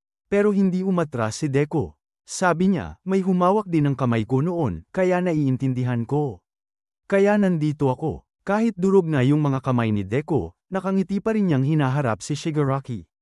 At doon, parang sumabog yung emosyon sa loob ni Shigaraki. Unti-unting nababawasan yung bigat sa kanya dahil may taong harap-harapan siyang pinipigilan. Nag-cut ang eksena. Nakita natin si Shigaraki sa playground noong bata pa siya kasama ang mga kaibigan niyang sina Mick-kun at Tomo. Sinasabi nila na balang araw magiging parang All Might siya. Pero paglipas ng oras, sinabi ni Shigaraki, "Hindi. Villain ako. Kahit mawala pa ang galit ko. Kahit maging empty ako sa loob, kailangan kong maging hero ng mga villains." Sunod, pinakita yung mga taong pagod na sa mundo, humihingi kay Shigaraki na sirain ang lahat. Paglipat sa control room, nare-report na parang nagdi-disintegrate ang buong figure ni Shigaraki. Naguguluhan silang lahat kung ano ang nangyayari sa loob. Bigla tayong binalik sa loob ng memory realm kung saan nakikita ni Shigaraki ang mga taong hindi naman niya kilala. Isang construction worker na sumasakit ang likod, isang bartender na tinanong kung kumusta ang anak niya, hindi niya maintindihan kung ano ang mga memory na to. Napansin ni Deku na parang hindi kay Shigaraki ang mga memory na to. Quirk manifestations ba ito? Biglang may monstrous form na lumitaw at sinimulan kainin si Shigaraki mula sa loob. Sinasabi nitong napakahina niya, isa siyang walang silbing vessel, isa siyang tanga na gustong maging malakas pero wala namang sariling choice. May boses na nagbabanta kay Deku, nagtatanong kung paano siya naglakas loob gamitin ang one for all ng ganito. At dahil natalo si Shigaraki, nagawa niyang kontrolin ulit ang consciousness nito. Harap-harapang lumabas si All for One sa monstrous form niya. Tinutuligsa niya si Shigaraki, sinasabing wala siyang sariling choice. Sagot ni Shigaraki, "Hindi. Ito ang choice ko." Pero sabi ni All for One, "Kung totoo yan, magkakaroon ka ng sarili mong free will." Pero wala ka nun. Ipinaliwanag niya na noong lumaban siya kina Banjo at En, kinumbinsi siya na para maaga ang one for all, kailangan niyang durugin ang will ng opponent niya.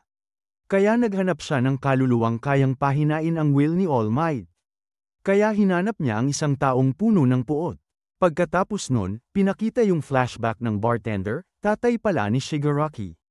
Doon ipinaliwanag ni All for One kung paano niya nilaso ng puso ng taong yon. Paano niya tinanggal ang reversibility ng isang quirk ng doktor at itinanim kay Shigaraki. Napatulala si Shigaraki sa revelasyon. Sinabi ni All for One na lahat ng sakit, rejection, validation, lahat ng yan galing sa kanya. Na lahat ng kahihiyan at trahedya ni Shigaraki ay regalo niya. "Lumabas ka na sa katawang yan," sabi niya. Sinabi rin niyang tinanggal na niya si Shigaraki, pati puso niya. Matagal niya na raw itong plinano. Naghihintay lang ng tamang oras. Biglang may sobrang lakas na pagsabog. Isang boses ang nagsabing, "Yoichi, wala na." Natapos na raw ang internal goal niya. At dito nagtatapos sa tanong, patay na ba talaga si Shigaraki? Nasa tabi niya si Deku, nakahandusay at nanginginig sa sobrang sakit. Sabi ni One for All, ililipat na niya ang wholeness niya sa final goal niya. Doon natin nakitang wala na ang dalawang braso ni Deku, tuluyang naglaho. Na-realize ni All for One na ang epekto ng nangyari ay hindi lang sa katawan niya, pati kay Deku. Tumama, kahit walang braso, pilit pa ring tumatayo si Deku. Paulit-ulit niyang sinasabi, hindi pa tapos. Sinabi naman ni One for All na ang mga tao lumalakas dahil sa mga failures nila, at doon nabubuo ang kwento nila. Ang batang wala namang kahit anong kayang ipaglaban, umabot na sa ganitong punto. Lumapit na si One for All para tapusin siya. Pero biglang may malakas na pasok si Zero. Binalot niya ng tape si All for One at hinayla palayo. Nawala ang focus ni All for One kay Midoriya. Sabi ni Zero, andito na kami para tumulong. Kasunod niyang dumating sina Ojiro at Sato, sabay-sabay nilang inatake si All for One. Tumabi silang tatlo, handang lumaban. Sobrang saya ni Deku nang makita niyang ligtas ang lahat. At mula sa likod, biglang sumulpot si Aizawa. Pagkatapos nun, nag-cut sa eksena 10 minutes earlier.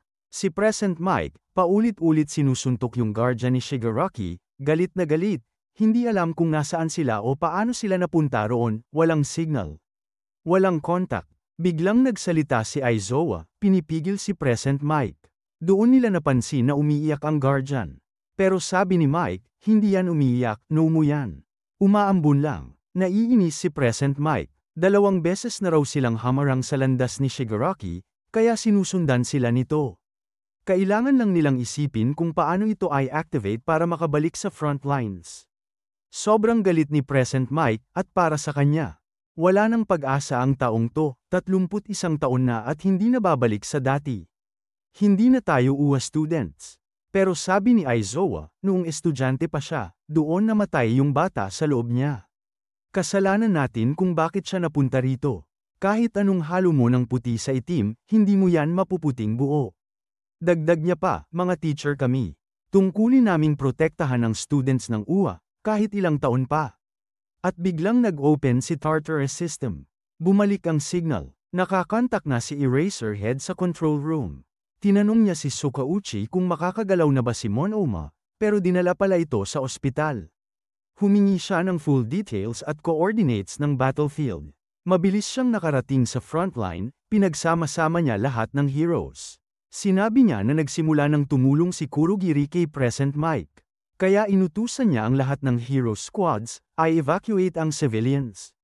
Pero hindi niya alam kung hanggang kailan kakayanin ng defense team, kaya kailangan nilang magmadali. Sa kabilang side, nakikita natin ang mga civilians, handa ring tumulong.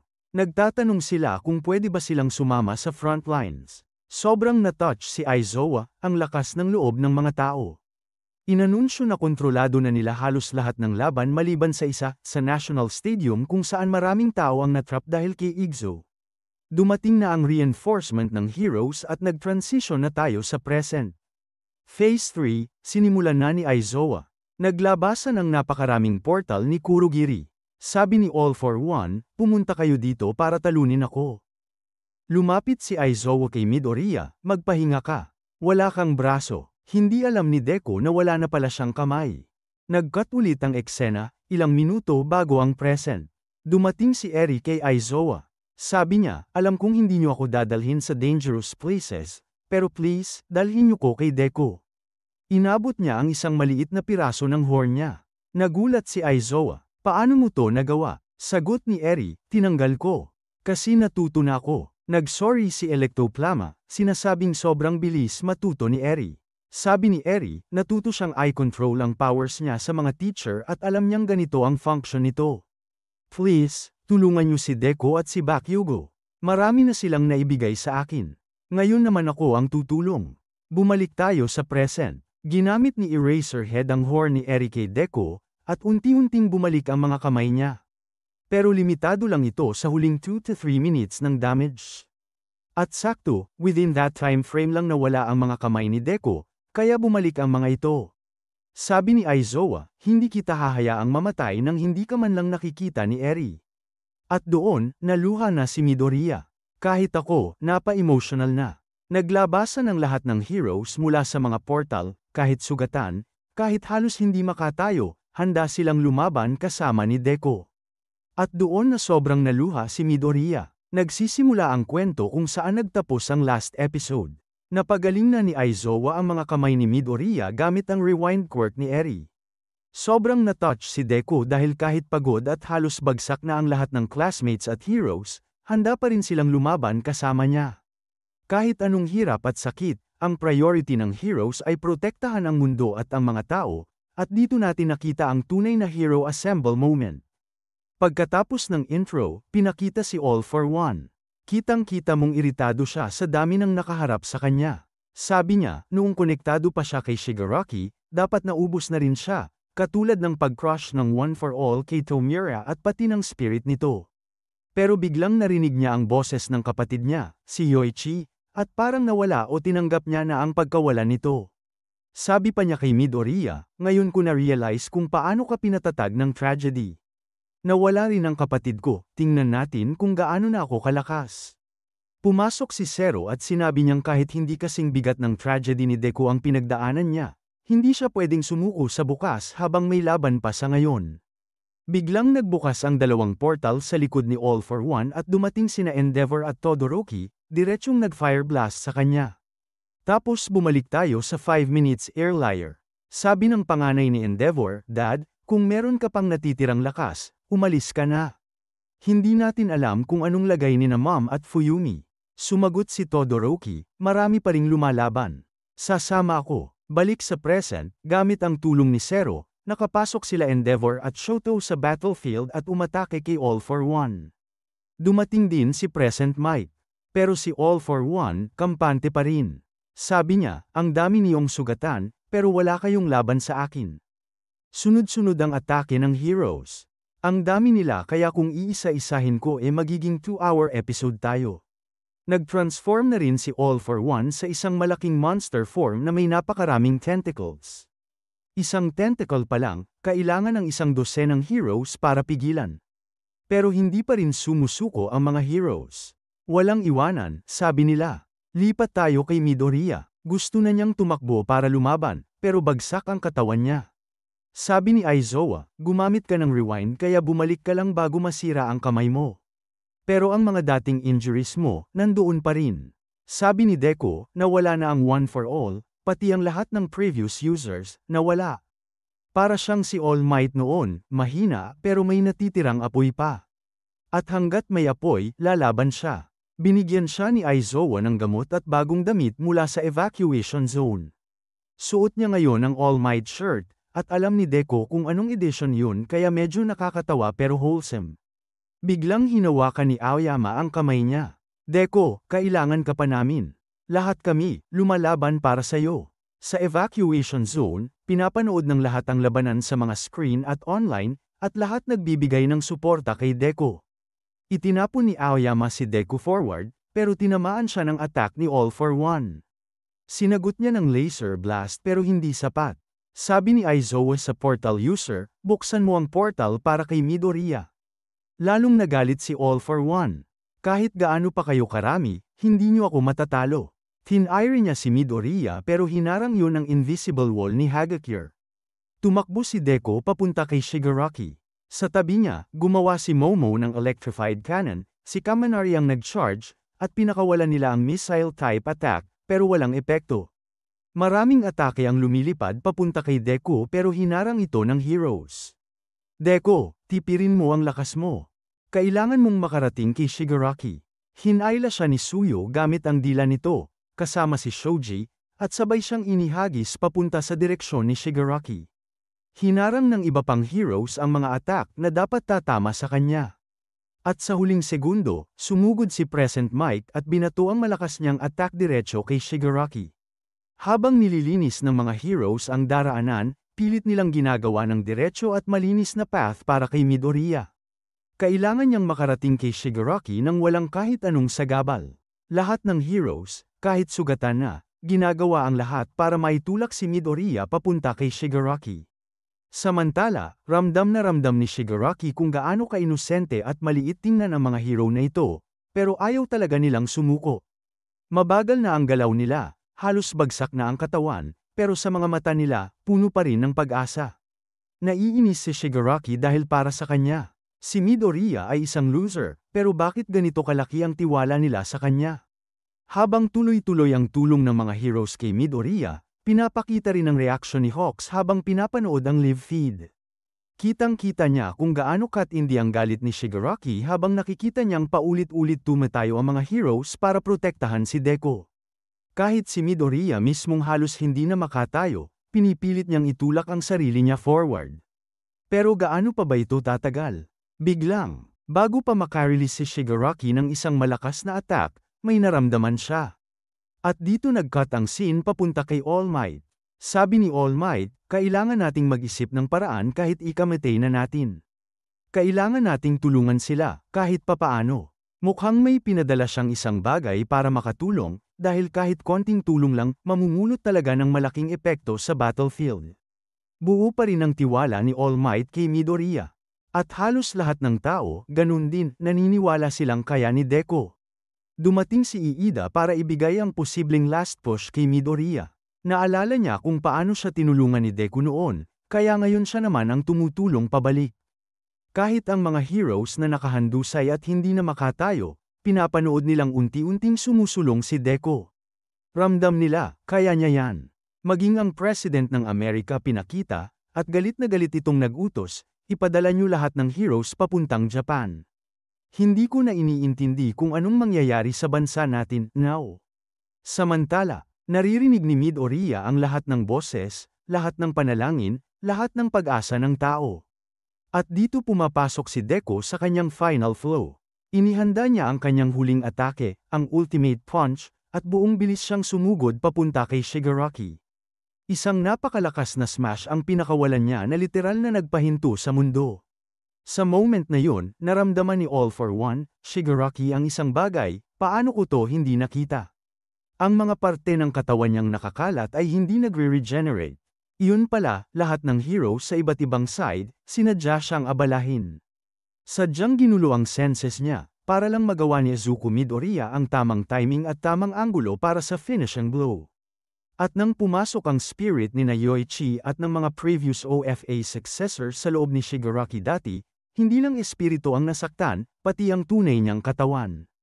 Dito nagsalita si Midoriya, sa loob ng 2 taon, ito lang ba ang napala mo mula sa 8th generation? Ang liit naman yan para sa ginawa niyo. At ang punch na yun ang buhos mula sa 9 na generasyon ng One for All, sa impact, unti-unting nagfa-fade ang katawan ni Shigaraki. Akala ng lahat, tapos na. Panalo na si Midoriya, pero hindi pa pala. Biglang sumigaw si Shigaraki, hindi pa tapos to. Isang gigantic blast ang sumabog. Sa kung anong milagro, nakakapit pa rin siya sa buhay. Sabi niya, walang mananalo dito kundi ako. Ako ang bubuo ng future. At kahit anong mangyari, uulitin ko ang history sa paraang gusto ko. Galit na galit si Midoriya at muling sumugod pabalik kay Shigaraki. Sa gilid, pinakita si Kurogiri. Humingi siya ng sorry kina Aizawa at Present Mic dahil hindi niya nabantayan si Shigaraki noon. Sa wakas, hinarap niya si Tomir at nagsabi, Shigaraki, bumalik ka sa amin. May mga kaibigan ka pang naghihintay. Biglang dumating si Bakugo, sobrang bilis. Gamit ang ramp ni Todoroki bilang momentum. Napakabilis niyang nakarating. Tinulak niya si Kurogiri at binuksan ang daan para totally clear ang path ni Midoriya. At dito nagsabi si Deku, hindi kita mapapatawad, all for one. Pero kahit ganun, sinubukan niya pa ring hanapan ng konting kabutihan si Shigaraki. Hindi ka Demon Lord. Isang sunod-sunod na suntok ang pinakawalan ni Deku hanggang tuluyan niyang pinaghiwa-hiwalay ang katawan ni All for One. Maging ang mga alaala nito, nagfa-fade na rin. Sa loob ng isip niya, nakita ni All for One ang kanyang kapatid. Sabi ni Yoichi, pinanatili akong buhay ni Midoriya sa loob mo, para maabot ng One for All ang mission nito. Nagpupumilit si All for One na hawakan ang kapatid niya, nanginginig at nagmamakaawa, huwag kang mawala, pakita mo sa akin ang mukha mo. Hindi ka pwede mawala, ikaw ay akin. Pero sagot ni Yoichi, ito ang huling mensahe na makakarating sa'yo, at dumarating ito dahil kay Midoriya. Wala nang nagawa si All for One, oras na para bayaran niya ang lahat ng kasalanan niya. Bumalik ang scene sa finishing punch, at tumama yun sa All for One, kay Shigaraki, sa lahat. At narinig natin ang boses ni Shigaraki, akala ko kinain ko na ang master ko, pero dahil sa'yo, hindi ako tuluyang nawala. Naalala niya ang mga taong bahagi ng buhay niya, lalo na si Spinner. At dito, umiyak ang tunay na Tomire Shigaraki. Sabihin mo kay Spinner, lumaban ako hanggang sa huling hininga ko para sa mundong gusto kong wasakin. Pero ngayon, hindi niya na kaya. At hindi na niya gustong man-aira pa. At sabi ni Midoriya, hindi kita mapapatawad sa ginawa mo. Pero lumaban ako, para hindi na lumaki pa ang lungkot na nasa loob mo. Sumabog ang isa pang napakalaking blast. Kumalat ang itim na ulap. Unti-unti itong naglaho. At nang lumiwanag ang paligid, nakita ng lahat. Midoriya is rising. Pagpasok ng episode, ipinakita ang USA, Washington State, kung saan may weather broadcast. Sabi ng reporter, malakas pa rin ang hangin dahil sa aftermath ng Great War at matatagalan pa bago tuluyang bumalik sa normal ang sitwasyon. Pagkatapos ng intro, makikita natin ang maraming heroes na tumutulong sa pag-ayos ng nasirang lugar at mga gusali. Maraming bansa tulad ng USA ang nagpapadala ng tulong para makabangon ulit ang Japan. Pagkatapos, lumipat ang eksena sa ospital. May doktor na nagsabing ginawa nila ang lahat para ayusin ang braso ni Bakugo. Alam nilang sobrang active ni Bakugo kaya ginawa nila ang best nila para ma-maintain ang kamay niya. Hindi man sila makapagbigay ng full guarantee. Pwede naman siyang gumamit ng prosthetic tulad ni Mirko kung kailangan niya ulit maging active bilang hero. Dito ipinakita si Bakugo sa kama, kasama ang nanay at tatay niya. Napagalit si Bakugo dahil gusto niyang mag-training agad kahit gaano pa kahirap. Pero pinigilan siya ng doktor at sinabing light training lang muna dahil hindi lang kamay niya ang kailangan alagaan, pati puso niya. Inalala rin ng doktor kung gaano ka-incredible na kahit muntik nang mamatay si Bakugo, lumaban pa rin siya hanggang dulo at tumulong pa ng ilang kilometro kahit sobrang grabe ang kondisyon niya. Kaya ang pinakakailangan niya ngayon ay rest. Paglipat ng eksena, ipinakita si Deku sa hospital room kasama si All Might. Sinabi ni All Might na si Sukauchi ang nag-ayos para magsama sila sa isang kwarto. Mas madali raw para kay All Might na bantayan si Deku. At kulang din ng hospital rooms kaya mas praktikal na magkasama sila. Tinanong ni Deku kung kamusta si All Might, at sumagot si All Might na first time daw ng doktor na pagsamasamahin ang sobrang daming nabasag na buto sa katawan ng isang tao. Tinanong din ni All Might kung ano ang nararamdaman ni Deku. Sagot ni Deku, may kaunting pakiramdam pa rin siya sa kamay niya, pero hindi niya nailigtas si Tenko Shimura, ang young version ni Shigaraki. Kahit natalo si Shigaraki, nanatili itong leader ng League of Villains hanggang sa huli. Sabi ni All Might, kapag may taong malapit ng mamatay, kailangan mo raw harapin siya bago siya tuluyang mawala. Pero sabi ni Deku, sira na si Shigaraki bago pa man yun mangyari. Ipinakita rin si Shigaraki na sinasabing, gawin mo ang best mo, Deku. Alam na ni All Might halos lahat ng pinagdaanan ni Deku, kasama ang pag-iyak ni Shigaraki, at ang moment kung saan parang naipasa pa ang one for all, nararamdaman nito ni All Might kaya alam niyang may kaunting apoy pa rin sa loob ni Deku. Biglang bumukas ang pinto, dumating si Bakugo kasama ang family niya. Nagulat ang lahat dahil bakit siya nakatayo. Hindi ba dapat nasa kama pa rin siya? Natuwa si Deku nang makita siya. Sabi ng nanay ni Bakugo, sobra siyang nag-aalala sa kanila kaya nagpunta siya doon. Tinanong kaagad ni Bakugo si Deku kung ano yung sinabi niyang may konting spark pa siya sa loob, ibig sabihin ba worthless na talaga siya? Tumawa si Deku at sinabing, oo, nawala na lahat. Masaya nga parang panaginip lang. Noon may powers ako, ngayon wala na. Dito biglang naalala ni Bakugo lahat ng ginawa niya noon, paano niya binubuli si Deku, paano niya tinuring si Deku bilang rival, paano niya palaging gustong mauna sa kanya. Hindi niya napigil ang umiyak. Hindi rin makapaniwala si Deku sa nakikita niya. Sabi ni Bakugo, hindi niya maintindihan kung bakit niya trinato si Deku ng ganun dati, pero alam niyang kahit ano mangyari, sinusubukan nilang lampasan ang isa't isa. Pinakalma siya ni Deku at sinabing huwag siyang mag-alala dahil may apoy pa rin sa loob niya. Sabi pa ni All Might, ang layo na ng pinagbago nilang dalawa. Naalala niya noong unang beses niyang nakita sila, at kung paanong unang lumaban si Deku nang walang quirk para iligtas si Bakugo mula sa sludge villain. Para kay All Might, si Deku ang pinakamalaking hero na nakita niya.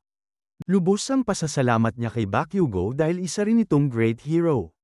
Pagkatapos, may voice-over si Deku. Akala raw niya tapos na ang lahat pagkatapos ng war, pero hindi pa pala. Hindi ganun basta-basta nagtatapos ang kwento nila. Hanggat hindi nila nakikita ang maliwanag na future, may dapat pa silang gawin. Lumipat ang eksena sa graduation ceremony. Maraming heroes ang nakapila para kunin ang certificates nila. Nandun si Present Mike bilang DJ, nagpapatugtog ng upbeat music na parang pang-festival, tinatanong tuloy ng iba kung tama ba yung music niya. May announcement na may special speech, si Mirio ang tatawag. Lumabas si Mirio at nagpasalamat sa lahat. Sinabi niya kung paano sila may mga nawala at may mga natutunan. Dahil sa war, bumagsak sila sa zero, pero gamit ang knowledge nila mula sa school, nagsama-sama silang lumaban at bumangon. Biglang nag-costume change si Mirio at lumabas ang parang tren sa likod niya na parang sinasabi sa audience na maghanda. Lumipat ang eksena sa temporary class 2A. Dumating si Aizawa at sinabing technically, hindi dapat 2 taon na pareho ang homeroom teacher. Pero gagawa sila ng exception, siya ulit ang teacher nila next year. Natuwa ang lahat, halos maiyak. Tinanong ng isang kaklase si Bakugo kung paanong nandun siya, hindi ba dapat nasa hospital siya? Sagot ni Bakugo, kailangan niya ng rest, at rest naman daw siya kapag kasama niya ang lahat.